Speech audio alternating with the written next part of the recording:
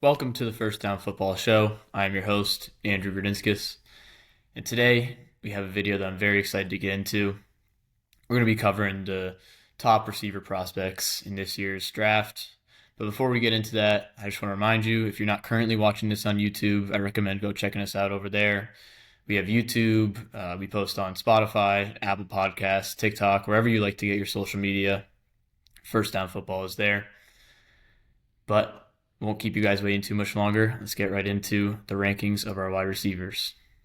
Okay, due to the depth of this class and the amount of talent that this wide receiver class has, I have a couple honorable mentions before we get into our top 10. So at 15, Malachi Fields from Notre Dame, a big body guy. I have him as a fourth rounder just because the lack of flash that he showed, particularly in the Senior Bowl, but throughout the season as well, just kind of lacks that true number one receiver, but he has that potential. Jacoby Lane at 14 is a guy that I really like, running mates with Makai Lemon at USC, who we'll talk about later in this video. Big body, contested catcher down the field, is an athlete, which I really like, and I think getting him around 3 would be a steal. I think he might go even later than that, potentially round 4, somewhere on day 3, but he's my 14th ranked receiver. At 13, I have Ted Hurst, a guy from Georgia State. Again, another big body receiver, has your prototypical X size. Obviously, coming from Georgia State, it's not, the top level power four competition, but I think Ted Hurst will be able to translate at a high level to the NFL. At 12, Antonio Williams from Clemson. I got a third round grade on him, more of a slot guy, but quickly became Cade Klubnik's number one receiver there down in South Carolina, particularly not this past season, but the season before. At 11, I have Skylar Bell, a guy that I really like from UConn, someone that I'm comfortable taking early round 3.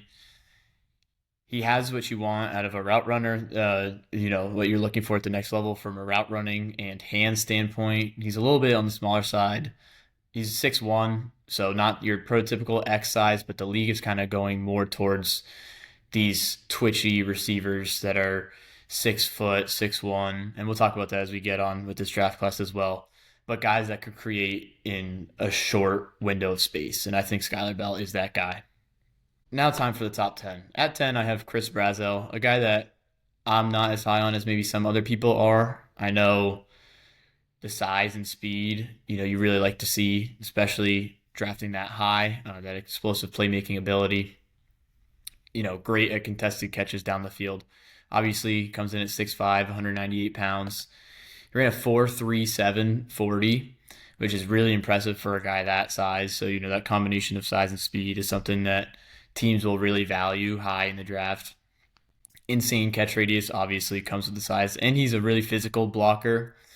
Some of his weaknesses are maybe he's too physical. This causes him to get some OPIs down the field as well. And really, when you watch his tape at Tennessee, it was a lot of, fade balls or slant routes. But particularly, he's just a vertical threat at Tennessee. That's how he's used in that air raid offense.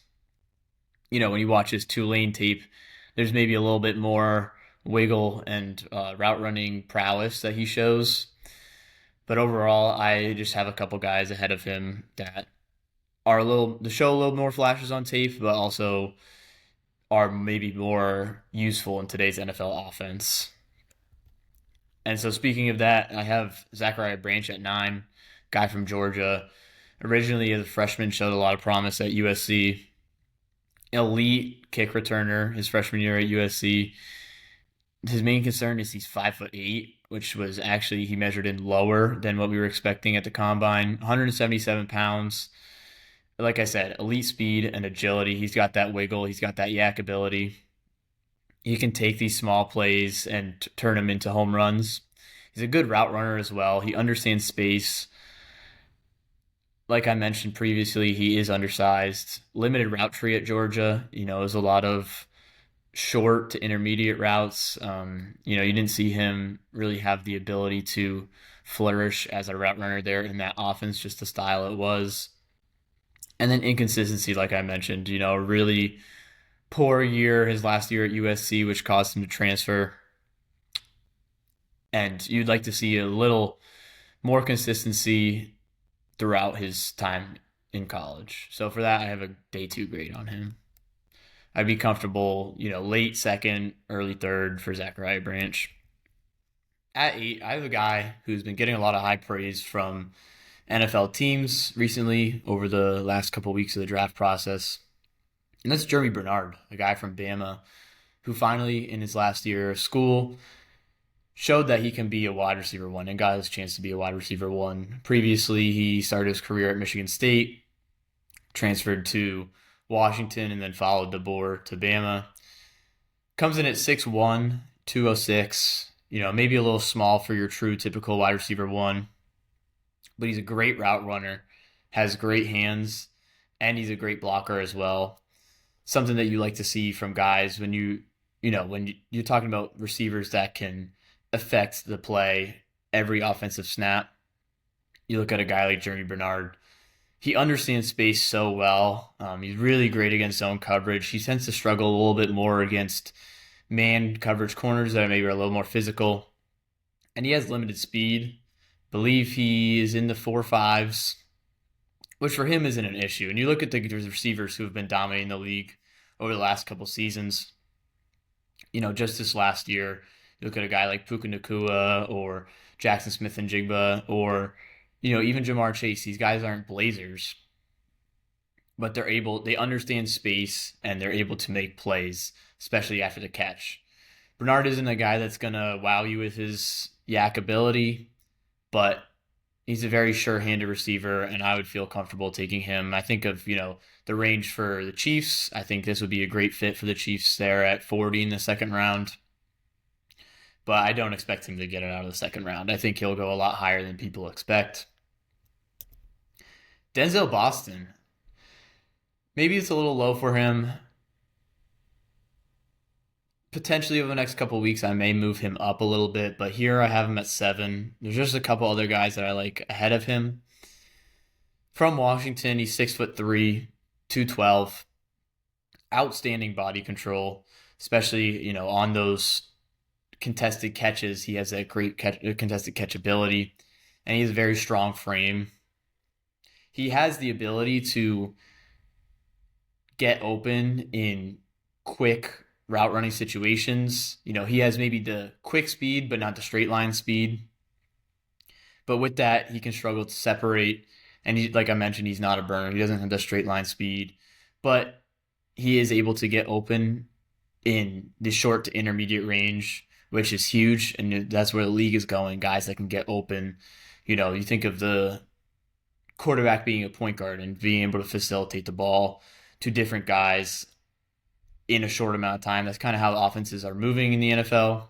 So you don't necessarily need, that big body receiver, which maybe devalues Boston here a little bit, especially because he had a limited route tree at Washington. So for that reason, I would not feel comfortable taking him in the first round, but I like him early in the second round. I think of the Jets pick. Some teams like that may need a receiver that have bigger glaring needs to address in the first round. A guy like Boston slipping to them would be a great value pick for them. At 6, I have Casey Concepcion from Texas A&M. Originally started at NC State. Comes in at 5'11", 190 pounds. Elite route runner, which you don't necessarily see, from a lot of the speed guys. So that's a huge plus for Concepcion here. He has blazing speed. He ran a 4.46, which maybe for Concepcion you expected a little higher, but when you watch it on tape, I think he's faster in game than he is maybe testing out, because he is a lethal kick returner. Teams would refuse to kick to him in the punt game. And every time he gets the ball in his hands, he has the ability to score. And that's the type of player that you're looking for in round 1. Some of his weaknesses are, he's struggled with drops. He had a 7% drop rate, which was the highest out of all these receivers. So you'd like to see that number come down. During the combine, he looked solid, and fluid was the big thing in the straight line gauntlet drill. So that's something you'd like to see. But overall, if he can hang on to the ball, he's going to be one of the best receivers in this class. So for that, I have an early round 2 grade on him, but I would feel comfortable taking him towards the end of round 1, especially if the other receivers go off the board a little bit earlier than we're expecting. At 5, I have Chris Bell, a guy that maybe isn't getting a lot of buzz just because he is coming off an ACL injury. He's not from one of these SEC schools, coming from Louisville, I believe one of, if not the only ACC player I have on this list.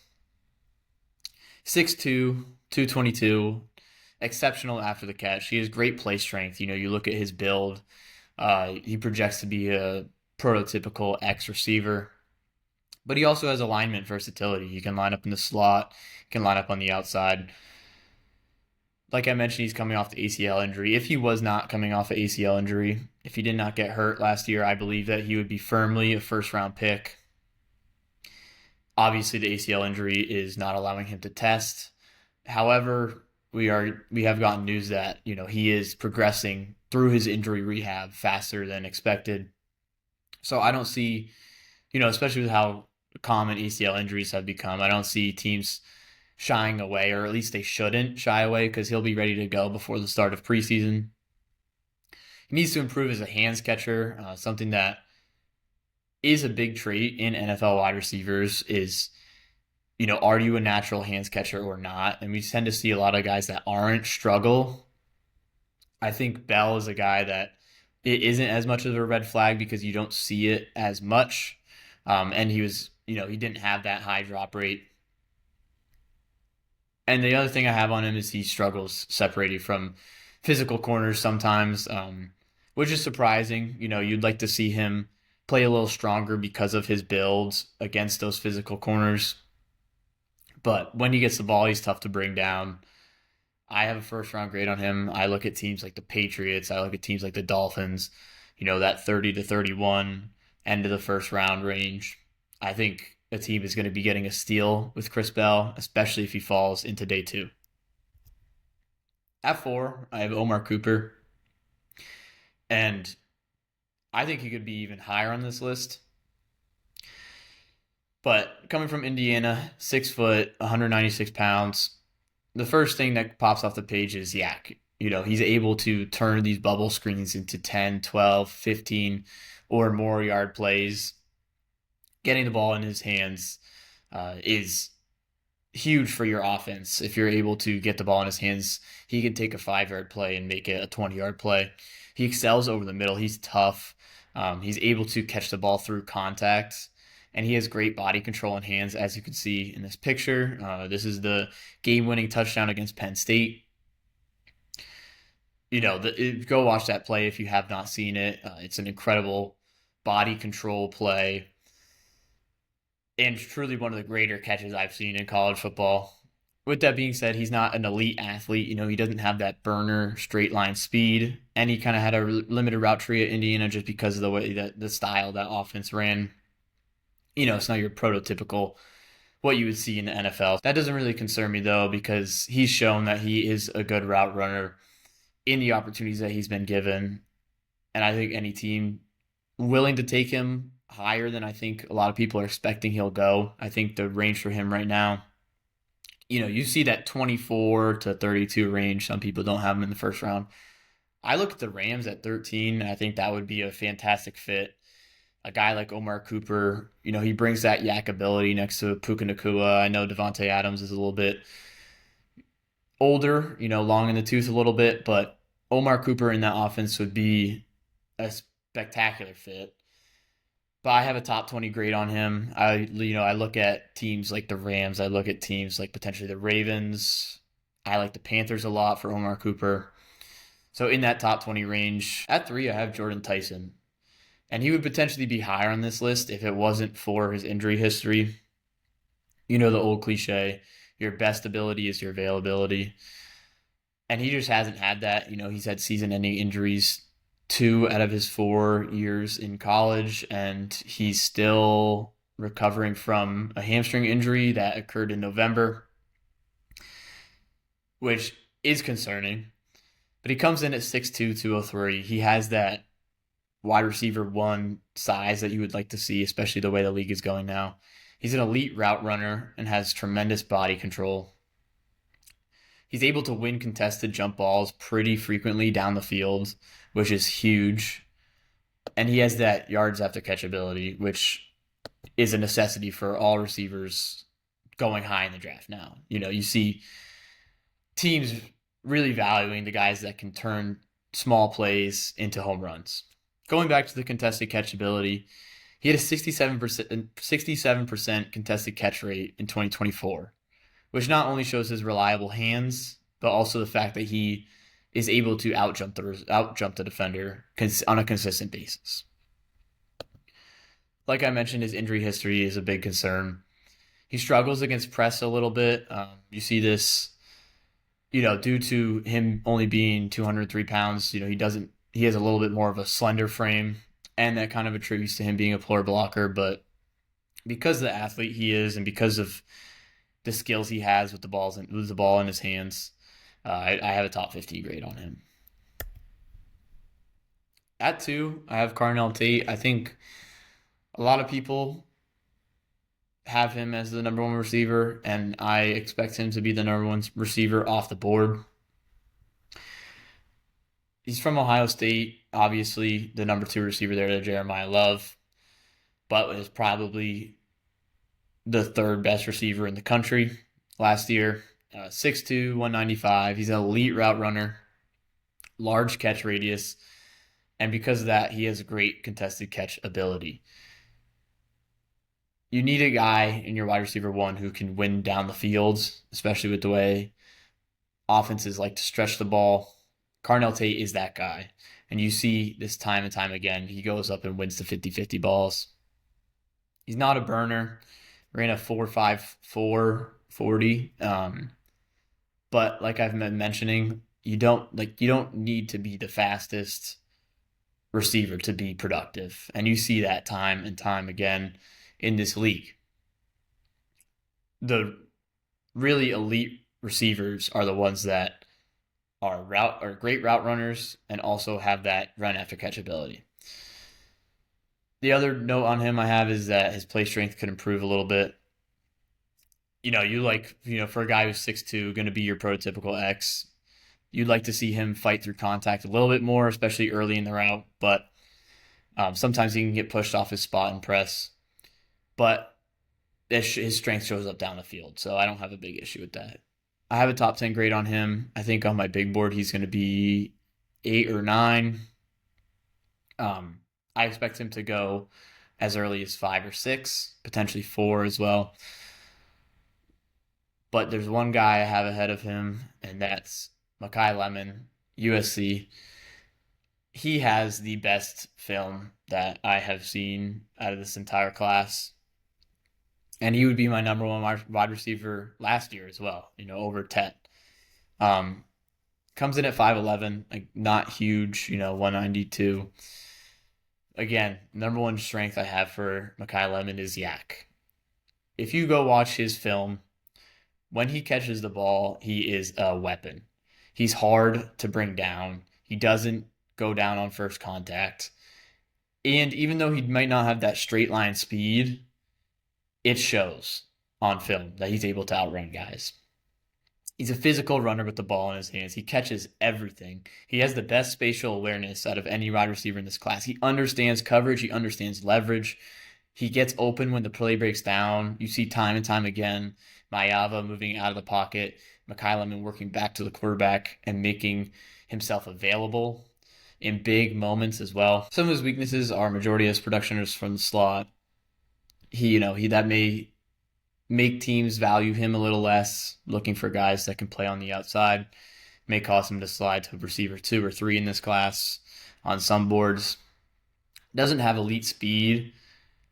I feel like that's a common trait for a lot of these top-end receivers in this class. When you look at his film, it looks identical to the way Puka Nacua plays football and the way guys like Steve Smith played football.